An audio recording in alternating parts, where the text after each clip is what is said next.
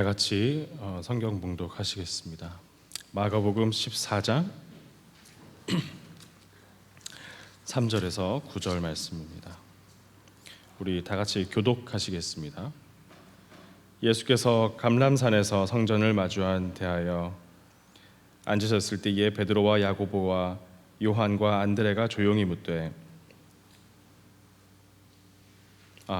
마가복음 14장 3절에서 9절입니다.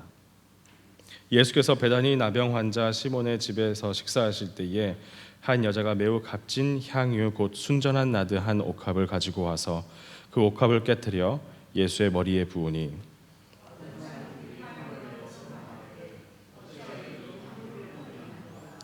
이 향유를 300데나리온 이상에 팔아 가난한 자들에게 줄 수 있었겠도다 하며 그 여자를 책망하는지라. 예수께서 이르시되 그만두라. 자기가 그렇겠냐.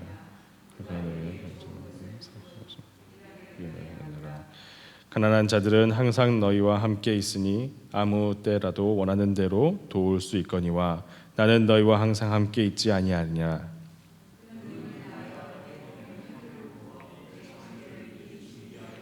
함께 읽겠습니다. 내가 진실로 너희에게 이르노니 온 천하에 어디서든지 복음이 전파되는 곳에는 이 여자가 행한 일도 말하여 그를 기억하리라 하시리라. 아멘. 우리 김홍채 목사님 나오셔서 오늘 주께 드려진 순전한 향유라는 제목으로 말씀 전해 주시겠습니다.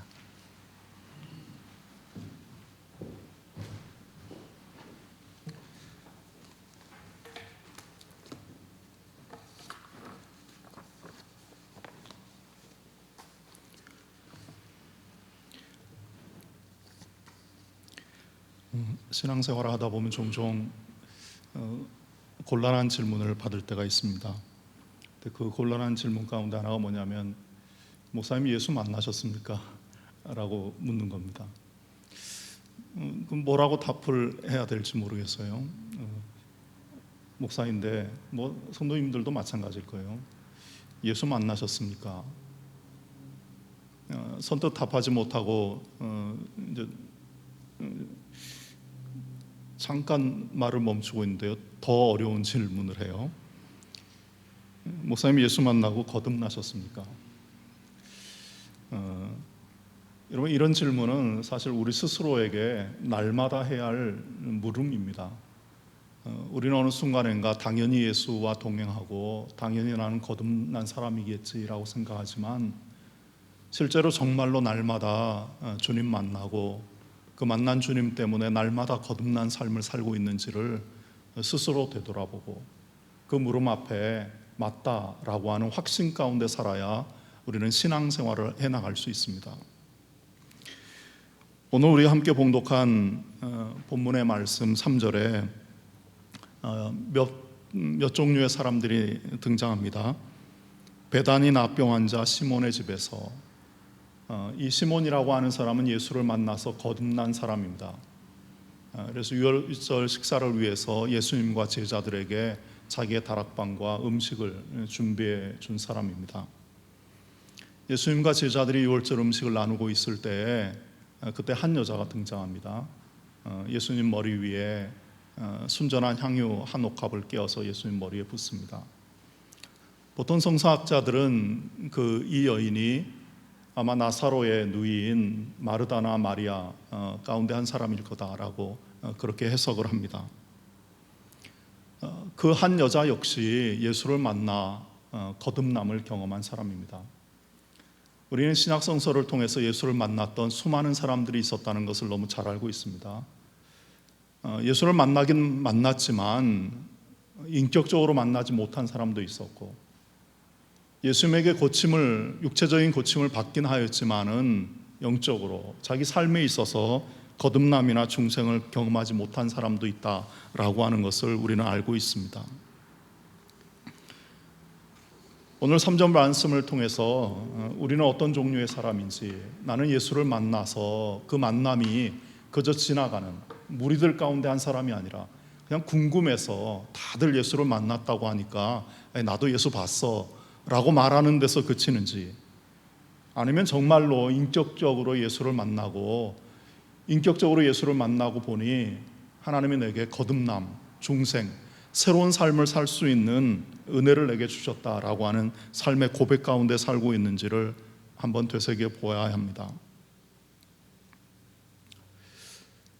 한국에서 목회할 때 고무 원료를 수입해서 파는 그 고무 원자재 무역을 하는 집사님이 계셨습니다. 집사님이 그 아내분에게 이끌려 가지고 약간 억지로 할 수 없이 교회를 나오는 모습으로 처음 보였습니다. 근데 얼마 되지 않아서 늘 이렇게 좋은 그 대형 자가용을 끌고 오셨는데 어느 날 가족들이 걸어서 교회에 오시는 거예요. 물론 이제 걸어서 한 15분, 20분 정도 교회에 오실 수 있으니까 걸어서 오시는데 얼굴이 환해가지고 걸어서 오세요. 앞에서 안내를 하다가 집사님 오늘은 왜 걸어서 오세요? 그랬더니 이렇게 웃으시더라고요. 한 서너 달 가족들하고 이렇게 걸어서 올 겁니다. 그러세요. 나중에 그 주간에 그 신방을 할 기회가 있어서 집사님에게 간증을 듣기 시작했습니다. 그게 뭐냐면 이 집사님 부부는 그 연세대학교 그 대학생 선교 단체에서 만나서 결혼을 하셨어요. 그러면서 결혼할 때 우리가 평생 선교적인 삶을 살자 그 다짐을 하고 결혼을 하셨어요. 직장 생활하시고 또 사업을 새로 열고 자기가 사업을 하다 보니까 바쁘셔가지고 분주해서 그거 다 잊어버리고 사셨던 거예요. 근데 어느 날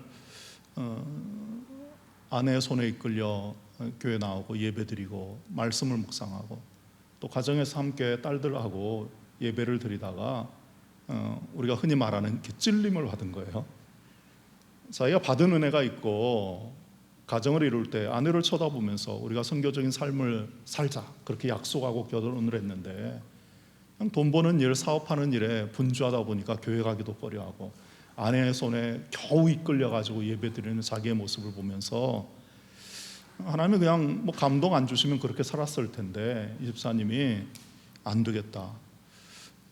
나 젊은 나 하나님이 내게 주신 말씀이 있고 고백했던 게 있고 또 가정을 이루면서 약속한 게 있는데 나 다시 살아야겠다라는 생각이 드셨대요. 그러다가 늘 이 사업을 하다 보니까 사람들 만나고 약주하시고 그러잖아요. 그러니까 어느 날 무슨 생각이 드셨냐면 그 당시에 있던 교회가 서초동 근처였습니다. 그래서 서초경찰서에 찾아가가지고 제가 지난밤에 음주운전을 했습니다. 자수를 한번 해야겠다. 뭔가 자기가 좀 하나님 앞에 다른 삶을 좀 살아야 되겠는데 뭘 살까 그러다가 그걸 먼저 하시기로 하셨대요.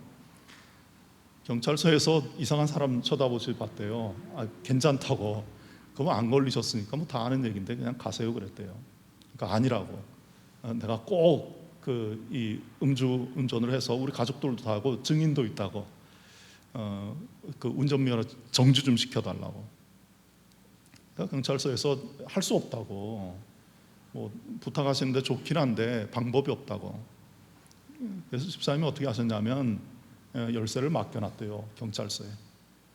보통 이 정도면 한 100일 면허 정지니까 100일 후에 찾으러 오겠습니다. 그리고 맡겨놓고 차 집에 세워놓으시고 대중교통 이용하시고 교회도 딸들하고 아내와 걸어다니면서 한 석 달, 넉 달 예배드리기로 하신 거예요. 근데 너무 기분이 좋으시다는 거예요. 그 이야기를 너무 기분 좋게. 근데 문제는 왜 기분이 좋으냐면 자기가 거듭났다 그게 아니고요.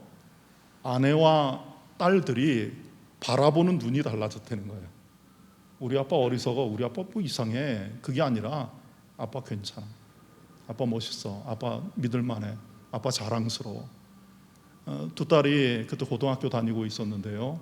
아빠를 자랑스러워한 거예요. 아빠 옆에 그렇게 꼭 붙어가지고 집에서부터 걸어오면서 교회당에 나오는 모습을 보았었습니다. 여러분, 거듭남이라고 하는 게 그럴듯한 뭘 보고 특별한 삶을 사는 게 아니라 내 삶의 자리에서 하나님을 기쁘시게 하는 삶이 무엇일까라고 곰곰이 생각하고 하나님이 주시는 은혜 앞에 하나님과 동행하는 삶이 무엇일까 고민하고 거기에 맞는 답들을 찾아서 새로운 삶, 내가 이렇게 사는 게 하나님 앞에 더 바른 삶이다라는 고백의 삶을 살기 시작하는 데서부터 그 결과물들이 드러나게 되어 있습니다.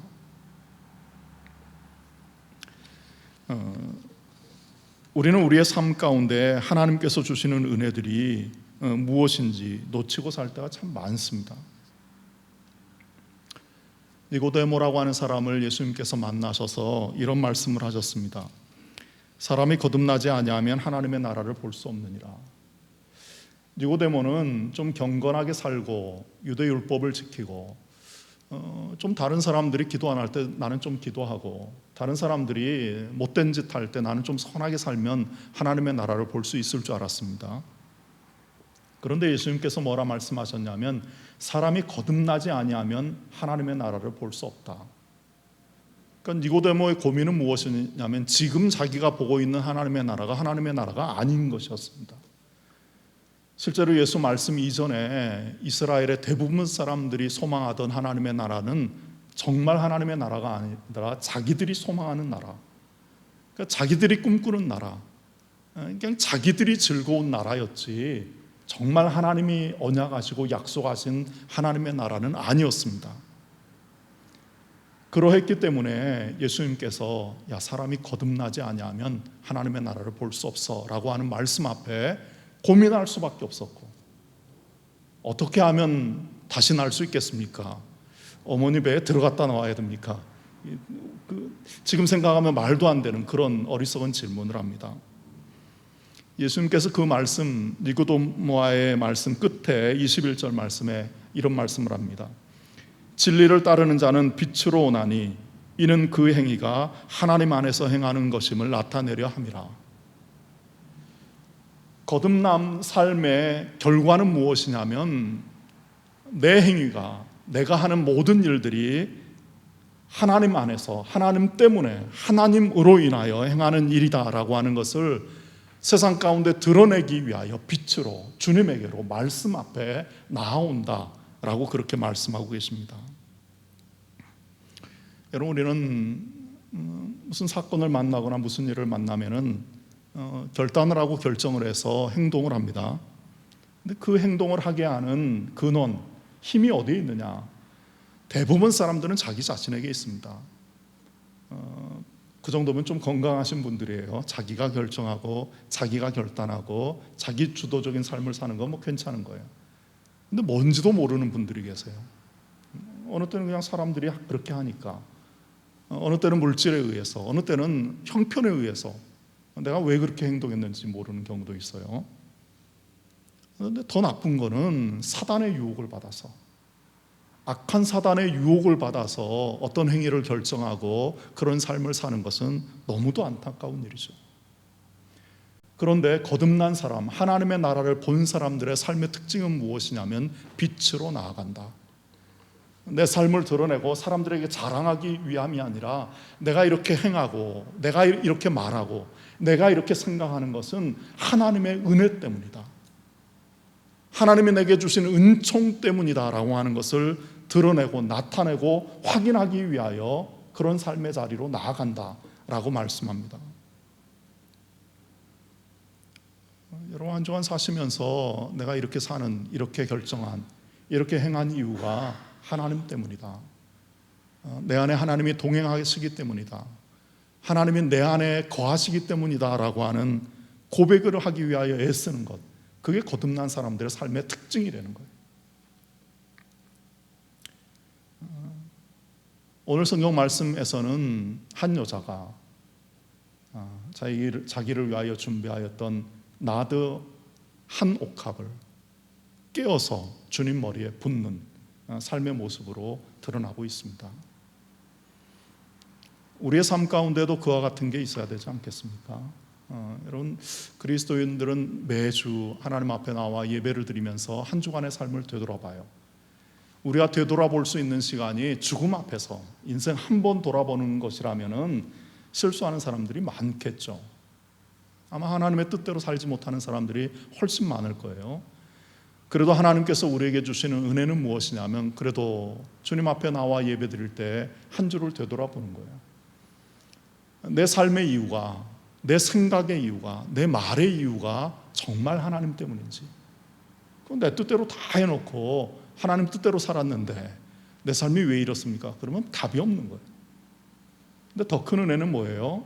사실 그리스도인들은 날마다 새로워지고 날마다 자기를 되돌아보고 순간순간 자기를 되돌아보며 하나님 뜻대로, 주님 은혜대로 내가 그리스도를 만난 그리스도로 인하여 거듭났음을 세상 가운데 드러내는 삶의 자리에 서기 위하여 날마다 새로운 삶의 자리를 찾아가는 것, 그게 신앙생활입니다.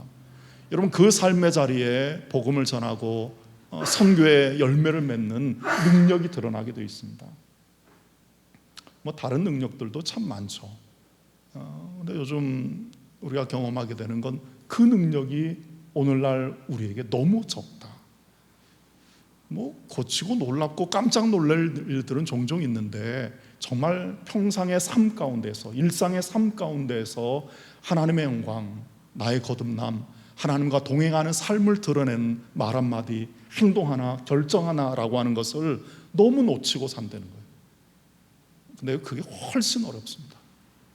여러분, 그게 훨씬 하나님의 은혜와 하나님의 동행하심이 없으면 불가능한 일이다라고 하는 걸 기억하시기 바랍니다. 여러분, 어떤 면에서 굉장히 은혜로운 일이 벌어진 거예요. 근데 4절과 5절 말씀에 어떤 사람들이 화를 내어 서로 말하되 어찌하여 이 향유를 허비하는가? 이 향유를 300데나리온 이상에 팔아 가난한 자들에게 줄 수 있었겠도다 하며 그 여자를 책망하는지라. 여러분, 여기서는 마가는 어떤 사람들이 화를 내어라고 말했어요. 어떤 사람들이 누굴까요? 제자들이에요. 어떤 사람, 갑자기 지금 6월절 식사를 나누는 베다니 시몬의 집 다락방에 다른 사람들이 있는 게 아니라 제자들이에요. 주님의 제자들이, 마가는 부끄러움 때문에 그들을 성경에 어떤 사람들이, 자기들이었어요. 자기들. 그들이 화를 내서, 화가 난 거예요. 화낼 일이 뭐가 있어요? 자기들 것도 아닌데요. 근데 화가 나는 거예요. 화가 나서 분을 내어요. 화가 나서 감추는 게 아니라 화도 나고 분을 막 드러냅니다. 그 드러낸 분이 그 여인을 향해서 비난하고 책망하는 일이었습니다. 그 책망이 뭐였어요? 야, 귀한 것 왜 허비하느냐, 낭비하느냐, 그걸 팔아서 가난한 사람들에게 나누어 줬으면 더 좋았을 텐데. 제자들 정말 그 마음이었을까요? 마가가 그 마음, 그 제자들의 삶이 어떠했는지를 너무도 잘 알았기 때문에 너무 부끄러운 거예요. 그러니까 제자들인 걸 다 알죠. 그런데 어떤 사람들이 그 여인을 보며 책망했다라고 기록합니다. 여러분, 신앙생활 해보셔서 아시지만은 하나님 앞에 순전한 향유를 붓는 삶의 헌신이나 봉사나 섬김의 자리에 늘 칭찬만 있는 게 아닙니다. 사람들이 인정해주고 사람들이 알아주고 야, 귀하다라고 하는 일들만 있는 게 아니라 오히려 더 많은 순간 그것 때문에 화내고 분노하고 책망하는, 야, 더 좋은 일이 있는데, 더 귀한 일이 있는데 라고 하면서 우리를 책망하는 일들을 늘 겪게 되어 있습니다. 이때 어떤 사람들, 제자들이 그 여인의 행위를 보면서 화내고 분노하고 책망한 이유가 뭐였을까? 하나는 저들이 영적인 무강박 때문이었습니다. 예수님께서 지금 그 주간에 계속해서 제자들에게 주신 말씀이 무엇이었느냐면 때가 됐다. 하나님이 너희를 사랑하시기 위하여 나를 내어주시는 때가 됐다. 그러면서 순한 예고를 합니다. 내가 죽임을 당한다. 내가 저들에게 내음바 되어서 매를 맞고 버림받고 업신여김받고 내가 죽임당한다. 그때가 다 됐다. 그걸 여러 번 말씀하고 계셨습니다. 지금 제자들이 여러 번 들은 거예요. 그런데 그 말씀을 마음에 두고 있지 않았습니다. 정말 중요한 때예요. 하나님의 구원의 역사가 성취되어지고 완성되어지는 부활이, 또 그 부활 앞에 그리스도의 죽으심이 저들 앞에 지금 놓여 있는 때였습니다. 그러나 제자들의 마음은 다른 데 있었어요. 예수님이 그렇게 말씀하심에도 불구하고 자기 목적, 자기 뜻, 야 예루살렘에 이번에 6월절 지나면 예수님이 왕 되실 거야. 예수님이 그러지 않아. 나는 사람들에 의해서 버림받고 죽임당해. 너희도 어려움 당할 거야 라고 말씀하셨음에도 불구하고 그 예수의 말씀을 마음에 둔 것이 아니라 그걸 좀 기억하고 있으면 야 무슨 일이 일어날까, 어떤 일이 일어날까 이 관심이 있었을 텐데 주님 일에, 하나님의 일에는 사실은 관심이 없었던 거예요. 내 관심인 거예요.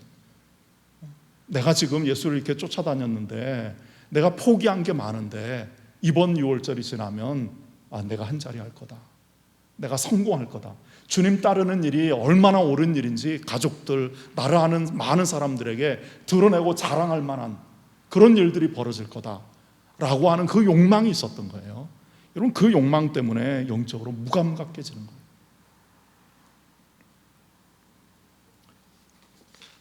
저와 여러분은 영적으로 예민합니까? 너무 예민하면 또 안 돼요. 주의 말씀 앞에 하나님의 뜻이, 하나님의 완성하심이 이루어지고 있음을 바라보고 순종하고 거기에 참여할 수 있는 그런 영적인 깨어있음이 우리 가운데 있어야 합니다.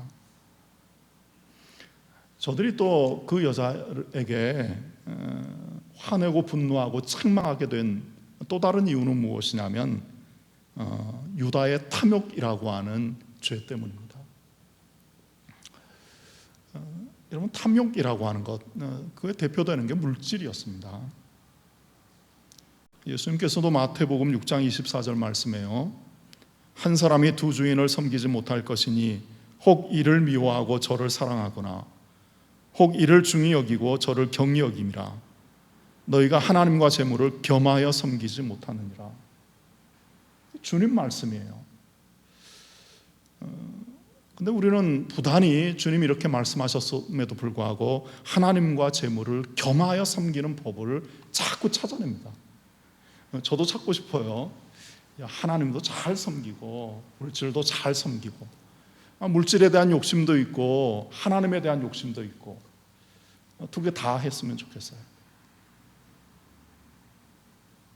근데 문제는 뭐냐면 주님이 그거 안 된다라고 말씀하신 거예요. 우리는 그러고 싶어요. 저도 성경 열심히 공부해가지고 하나님과 재물 같이 섬기는, 하나님 섬기면 재물도 따라오고 재물 잘 섬겨서 재물을 잔뜩 쌓으면 하나님도 따라오고, 이게 두 개가 같이 섬기거나 중히 여길 수 있는 게 되었으면 좋겠는데 주님이 그런 것 안 된다. 하나를 중히 여기면 하나를 경히 여기게 되어 있고 하나를 사랑하면 하나를 미워하게 되어 있다.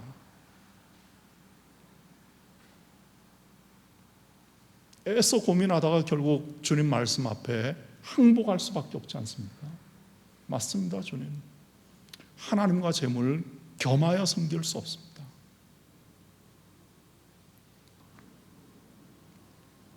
근데 유다의 탐욕이라고 하는 것이 유다나 제자들, 이 어리석었던 제자들의 삶에서 그치는 것이 아니라 오늘 저와 여러분의 삶 가운데도 늘 고민하게 만들고 유혹하고 할 수 있는 것 같고 할 수 있는 것처럼 보이는 사람들이 너무 많은 거예요. 하나님도 잘 섬기고 재물에 대한 욕심도 잘 부리고 하는 일들이 가능한 것처럼 보이는 거예요. 세일즈라는 청년이 이제 그 물건을 갖다 주고요. 나중에 이제 수금을 해야 되는데 수금하는 일이 그렇게 어렵대요. 근데 그 청년이 저한테 그러죠. 목사님, 교인들이 제일 힘들어요.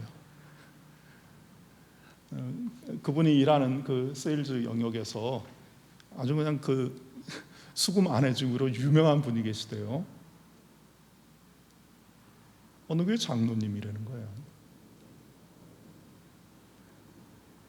유명하시대요. 그러니까 그분하고 연관돼서 세일즈 하는 사람들은 저분 수금 제일 잘 안 해준다고. 물건 갈아서 팔았는데 안 해준다고. 그 청년이 나중에 수금을 해야 되잖아요. 고민하다가 방법을 하나 찾았대요. 어느 날 목사님 요즘 수금 잘 돼요, 그지? 그래요. 자기가 기도도 해보고 머리도 써보고 뭐 그러다가 어떻게 할까 그러다가 그 수금하러 가면은 사무실 문을 열고 들어가면 그 전까지 사장님 그랬는데 들어가면서 장로님 그렇게 부르기로 했대요. 자기도 어느 교회 다니는데 장로님인 거 알아줘. 아니 장로님 수금하러 왔다고. 그 다음부터 수금이 잘 됐대요. 들어가면 바로 준대요. 자기한테만. 여러분, 우리는 평생 목사인 저도 고민을 하는데 여러분도 같은 고민일 거예요. 하나님과 재물을 겸하여 섬길 수 없다. 이 말씀이 늘 걸림돌이 되는 거예요. 겸하여 섬길 수 있으면 참 좋을 텐데. 그리고 겸하여 섬기는 것처럼 보이는 일들이 세상에 너무 많은 거예요. 여러분 그렇잖아요. 우리가 자꾸 주님 말씀 의심하게 되고 주님 말씀 앞에 넘어지는 이유가 무엇이냐면 주님이 이렇게 말씀하셨는데 세상 가운데에는 하나님과 재물을 겸하여 섬기는 것처럼 보이는 일들이 많다는 거예요. 근데 그게 정말일까요? 그렇지 않은 거예요.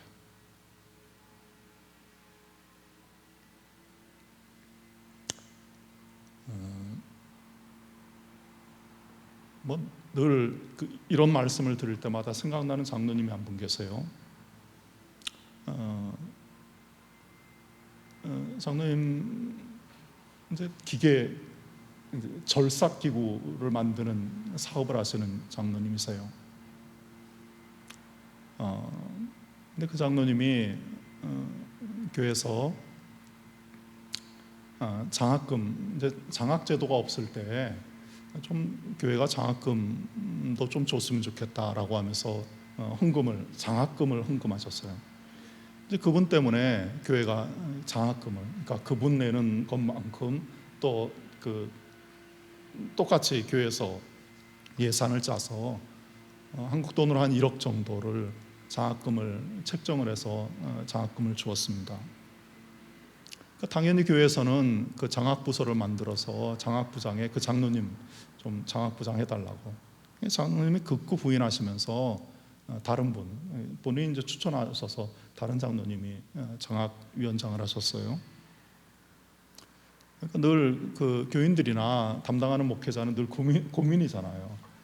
그래서 장로님 그러면 장학금 수여식 때는 좀 나오시라고. 그러니까 장학금 받을 친구들 다 모아서 짜장면 한 그릇 사주면서 장학증서 주고 장학금 수여하는 그때 좀 나와달라고.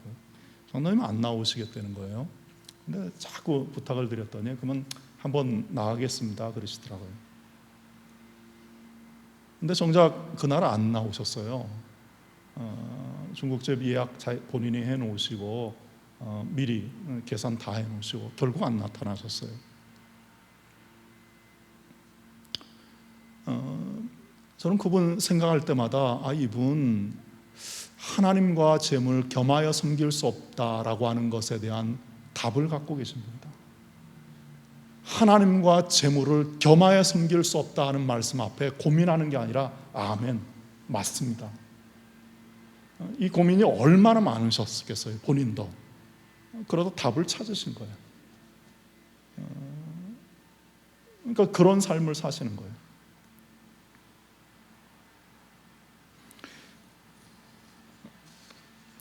여러분, 우리는 어떤 사람들이 그 한 여자를 보고 화내고 분노하고 책망하는 삶의 자리가 아니라 사실은 순전한 나드 옥합을 깨워서 주님 머리에 붓는 그 여인의 자리에 서 있어야지 책망하는 자리에 서 있으면 안 된다는 거예요. 그런데 잘못하면 영적으로 무감각하고 재물 섬기는 게 뭔가 거기에 얽매여 있으면 그런 모습으로 살 수밖에 없다라고 하는 것들을 기억하시기 바랍니다. 제자들이 그랬어요. 제자들이.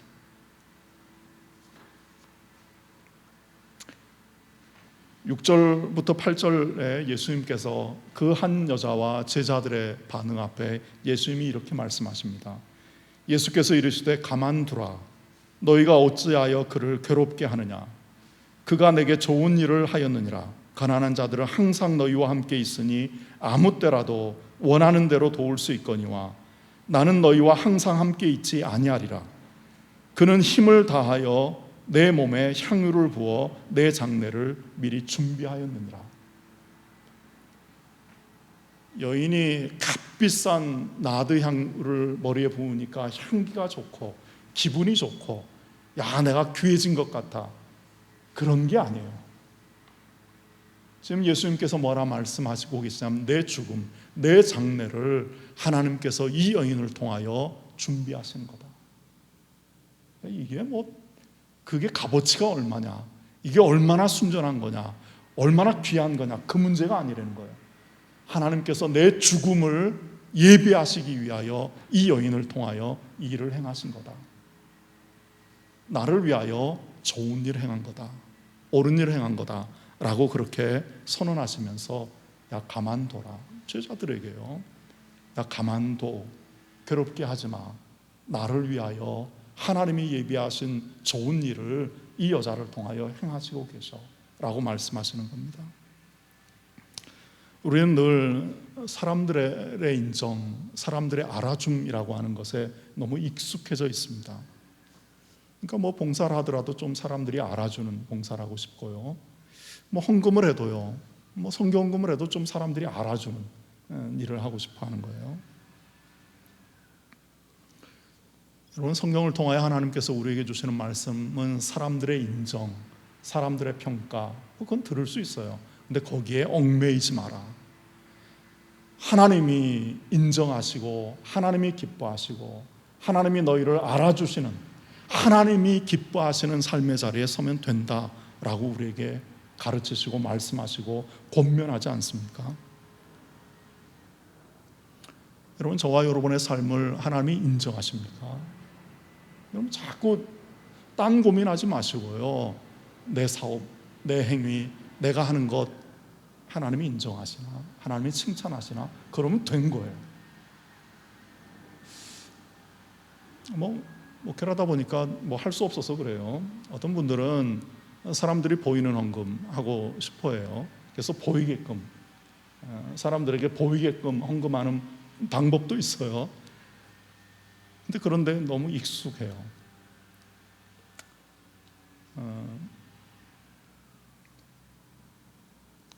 오래전에 교회를 증축해야 될 때가 있었습니다. 건축원금이 한 3억 정도 들었어요. 예산이 따로 있는 게 아니라서 증축을 위한 건축원금을 성도들이 좀 작정을 해주셔야 그 일을 진행할 수 있었습니다. 교인들이 다 찬성하고 재직회나 공동의회를 통해서 결정을 했어요. 그래서 건축을 위한 헌금을 작정을 하기로 했습니다. 근데 늘 교회 사무실에 와가지고 누가 작정했습니까? 제일 많이 한 사람은 누굽니까? 묻는 두 분이 계셨어요. 한 분은 장로님이었고 한 분은 연세가 많으신 집사님 한 분이셨어요. 장로님은 그 부동산업을 하시는 분이에요. 그래서 임대 수입도 많고, 장로님은 마지막 날 헌금 작정하는 마지막 날 작정하시겠대요. 그래서 늘 찾아오셔가지고 저한테 전도사 때니까요, 전사님 제일 많이 한 건 얼마예요? 이렇게 늘 물어보세요. 그러니까 본인이 나중에 1등 제일 많은 거 쓰고 싶으신 거예요. 또 한 집사님은 연세가 많은 집사님이신데 혼자 사셨어요. 근데 어떤 일을 하셨냐면 요리 솜씨가 좋으셔가지고 사람들이 이렇게 부르면은 가서 음식을 해주시고 하시는 일을 하시는 분이세요.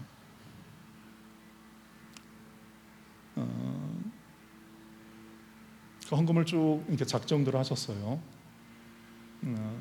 그런데 그 여자 집사님이 한국 돈으로 5천만 원을 작정을 하신 거예요. 근데 걱정이 좀 됐어요. 집사님, 제가 걱정할 일은 아니죠. 근데 걱정이 되더라고요. 집사님, 너무 이거 과한 거 아니세요? 다른 분들 장로님이나 다른 분들 많으신데 좀 적게 하시죠. 근데 그렇게 하고 싶다는 거예요. 평생 한 번도 해보지 못하신 거예요. 평생 한 번도 해보지 못하셨는데 이번이 마지막인 것 같다고. 근데 자기 사는 집이 자기가 궁금한 것보다 많고 그래서 마지막인 것 같아서 마지막 하고 싶다고. 근데 그러고 나서 며칠 지나서 그 장로님이 찾아왔어요. 제일 큰 게 얼마입니까? 5천만 원이라고 그랬더니 자기는 5,100만 원 하시겠다는 거예요. 1등 하고 싶으신 거예요. 뭐 1억 하셔도 될 뿐이에요. 근데 누가 했냐고. 그러니까 보통 안 가르쳐 주잖아요. 근데 사실 제가 말씀드렸어요. 장로님 이번에 아무개 집사님이 5천만 원 하셨는데 이런 이유 때문에 한다고. 장로님이 잠깐 고민하시더니 저 이번에 1등 안 하겠습니다 그러시더라고요. 본인 뭐 더 쓰셔도 돼요. 근데 좀 적게 쓰겠다, 적게 하시겠다고. 근데 그 장로님 나중에 더 하셨어요. 근데 작정할 때 1등 이번에는 그분한테 양보하시겠다. 뭐 아무것도 아닌 일이에요. 사실은 뭐 그냥 늘 있을 수 있는 일이고 마음에 두지 않아도 돼요. 근데 저는 오랫동안 늘 그 하나님 앞에 헌신하는 일들을 생각할 때마다 거기서 그 욕심 많은, 늘 1등 하고 싶어하고 1등 하면 하나님께서 더 큰 복 주신다라고 늘 여기는 장로님이 그때 이번에는 저보다 1등 하는 게 문제가 아니에요.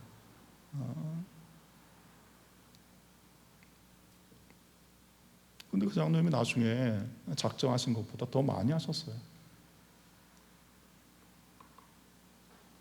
여러분, 우리는 자꾸 사람들에게 인정되어지고 보여지고 사람들이 알아주는 일에 익숙해지면 안 됩니다. 여러분, 가만히 있으면요 세상과 악한 영들이 우리를 자꾸 유혹해요. 야, 사람들이 봐 안 봐? 볼 때 해. 야, 사람들이 모르는데 왜 해? 야, 사람들 안 봐, 하지 마. 그럴 때 성령께서, 하나님께서 우리 안에 내주하시면서 주시는 감동은 뭐예요? 야, 그런 거 상관없어. 하나님이 아셔. 하나님이 보셔. 하나님이 너를 사랑하셔. 하나님이 너를 사랑하셔 라고 말씀하시는 것 아닙니까? 사도 바울은 그걸 경험한 사람입니다. 그래서 로마서 8장 38절 39절에 이런 고백을 해요. 내가 확신하노니 사망이나 생명이나 천사들이나 권세자들이나 현재일이나 장래일이나 능력이나 높음이나 깊음이나 다른 어떤 피조물이라도 우리를 우리 주 예수 그리스도 안에 있는 하나님의 사랑에서 끊을 수 없느니라. 여러분, 하나님이 나를 사랑하고 내가 하나님을 사랑하는 그 사랑을 사람들이 끊을 수 있습니까? 사람들이 뭐라고 안 좋은 소리 하면 끊어집니까? 하나님이 나를 사랑하시고 나를 살리시고 나를 받으시는 그 모든 일이 누군가가 뭐 좀 상처 주고 그러면 그게 끊어집니까? 안 끊어진다는 거예요. 내가 확신하노니 사망이나 권세자들이나 능력이나 높음이나 다른 어떤 피조물도 예수 그리스도 안에서 우리에게 주시는 하나님의 사랑 끊을 수 없다. 너무 쉽게 끊기는데 내가 하나님의 사람이고 내가 하나님과 동행하는 사람이다 말하기 부끄러운 것 아닙니까? 말 한마디에 내가 하나님의 사랑이 끊기는 것 같아요. 하나님이 나와 동행 안 하시는 것 같아요. 그러면 하나님 만난 게 아니죠. 하나님과 동행하는 사람들의 삶의 특징은요, 어떤 피조물도 어떤 상황도 그리스도를 통하여 나를 사랑하시는 하나님의 사랑 끊을 수 없다. 아멘. 여러분, 그 삶의 자리가 저와 여러분의 삶의 자리가 돼야 되는 거예요. 주님이 그 여인을 향해서 제자들에게 가만둬, 나에게 좋은 일 행한 거야. 야, 가난한 사람들 돕고 싶어? 언제든지 있어. 마음껏 도와. 야, 그런 말 하지 마. 저를 통하여, 저 여자를 통하여 하나님이 내 장래, 내 죽음을 준비하시는 거야 라고 말씀하시는 겁니다. 그리고 마지막 절 9절 말씀해요. 내가 진실로 너희에게 이르노니 온 천하에 어디서든지 복음이 전파되는 곳에는 이 여자가 행한 일도 말하여 그를 기억하리라 하시니라. 여러분, 복음 전도 하나님의 뜻, 하나님의 영광을 좀 드러내고 싶을 때마다 이것 기억하고 이 여인의 행위, 이 사건을 늘 마음에 염두하셔야 되는 거예요. 이 동부 쪽에, 그러니까 여러 곳에 있는 선교 단체가 동부 쪽에 선교 단체를 하나 처음 만들 때였습니다. 그때 그거 준비하시던 분에게 들은 이야기예요. 어떤 분이 자기가 5만 불 그 도네이션 하겠다고 너무 기뻤대요. 근데 만나서 이야기를 들어보니까 이쪽 그 조직에 이사시켜 달라는 거예요. 이쪽에 이제 새로운 그 조직을 만드는데 저한테 이사 자리 달라고. 다행히 그 단체는 그 도네이션 안 받았어요. 그렇게 하는 거 아니라고.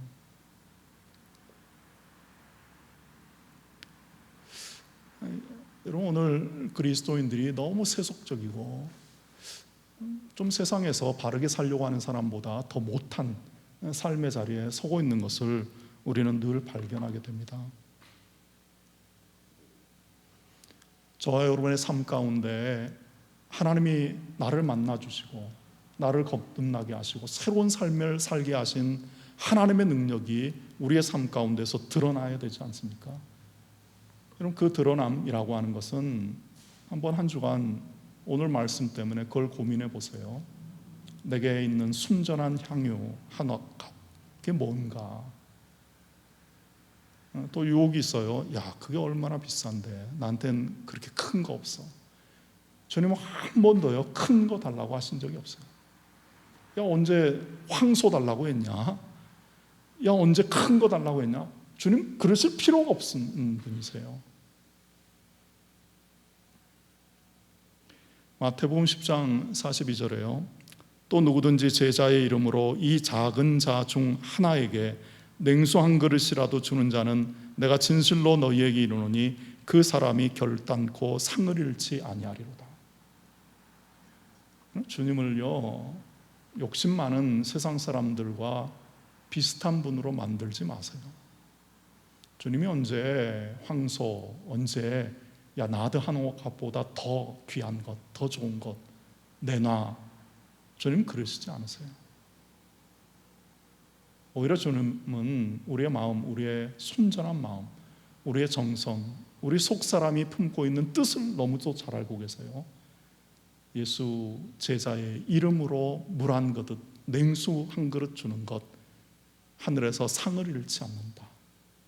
여러분, 그 말씀 앞에 아멘하면서 우리의 삶 가운데 가장 정성된 것, 주님을 기쁘시게 할 수 있는 게 우리 안에 너무도 많다는 거예요. 황소 없고 난 나디양 없다고. 냉수 한 그릇도 예수 제자의 이름으로 섬기고 봉사하는 삶의 자리에 주님이 결단코 그들의 상을 잃지 않는다. 하나님 기억하신다. 하나님 알고 계신다 라고 말씀하시지 않습니까? 마가복음 12장 42절에서 44절에도 동일한 말씀을 하세요. 한 가난한 과부가 와서 두 렙돈 곧 한 고드란트를 넣는지라. 예수께서 제자들을 불러다가 이르시되 내가 진실로 너희에게 이르노니 이 가난한 과부는 헌금함에 넣은 모든 사람보다 많이 넣었도다. 그들은 다 풍족한 중에서 넣었거니와 이 과부는 그 가난한 중에서 자기의 모든 소유 곧 생활비 전부를 넣었느니라 하시니라. 주님의 마음이, 하나님의 마음이 두 렙돈 귀하게 여기는 그 마음이시라는 거예요. 내게 있는 것 가운데 가장 큰 걸 드리는 게 아니에요. 오히려 가장 깨끗한 것, 가장 순전한 것, 내가 가장 소중히 여기는 것, 그게 뭡니까? 사실은 나죠. 뭐 나보다 귀한 게 물질인 분한테는 뭐 더 이상 드릴 말씀이 없어요. 그럼 나예요. 나를 하나님 앞에 드리는 방법은요 너무 많다는 거예요. 하나님을 기쁘시게 하는 삶의 자리 서기 위하여 곰곰이 묵상하시고 하나님 앞에 한번 여쭤보세요. 하나님 뭘 드리면 기뻐하시겠어요? 하나님 앞에 여쭤보세요. 뭐 혼자 기도하시면서 하나님, 내가 하나님 앞에 뭘 드리면 하나님 기뻐하시겠어요? 내가 하나님 앞에 뭘 드리면 내가 잃지 않는 상급을 받을 수 있겠습니까? 2랩돈, 냉수 한 그릇, 여기에 내 마음과 내가 담겨 있으면 하나님 받으시는 거예요. 하나님 기뻐하시는 거예요. 다른 응답이 없습니다. 야, 황소 10마리, 야, 좀 더 큰 거, 야, 저 사람이 이거 했는데 넌 더 큰 거 내가 원해. 하나님 그러신 분 아니시라는 거예요. 여러분, 우리 하나님이 그러신 분이에요. 그 하나님 앞에 내 순전한 나드향이 무엇인지를 좀 확인하시고, 내게 있는 순전한 향유, 그게 뭔지를 확인하시고 그걸 정성껏 주님 앞에 드리고, 가만둬, 나를 위하여, 하나님의 일을 위하여 쓰임받는 거야 라고 하는 삶의 자리에 저와 여러분이 설 수만 있다면, 여러분, 그것보다 더 큰 기쁨과 그것보다 더 큰 은혜가 어디 있겠습니까? 여러분, 그 삶의 자리에 우리 예인교회 또 성도님들, 여러분의 자녀와 후손들이 든든히 세워져 갈 수 있도록 또 한 주간을 믿음 가운데 승리하시기 바랍니다. 기도하겠습니다. 우리 한 사람 한 사람을 그리스도의 사람으로, 제자로, 하나님의 백성으로, 하나님의 아들, 딸로 부르신 것 감사합니다. 우리의 공로, 우리의 애씀, 우리의 노력이 아니라 오직 십자가의 보혈 때문에 그 은혜와 그 은총 앞에 노임받은 것을 다시금 깨닫습니다. 하나님, 내게 있는 순전한 나드항 옥합이 무엇입니까? 혹 냉수 한 그릇일지라도, 혹 2랩돈의 동전일지라도 하나님을 기쁘시게 하고 하나님이 인정하시고 하나님께서 흐뭇해 하시는 삶의 자리에 세워질 수 있도록 하나님 도와주시옵소서. 세상의 유혹, 물질의 유혹, 사단의 유혹에 넘어가지 말게 하시고 오직 하나님의 뜻에 붙들려 사는 우리 성도들 다 될 수 있도록 하나님 허락해 주시옵소서. 예수님 이름으로 기도드립니다. 아멘.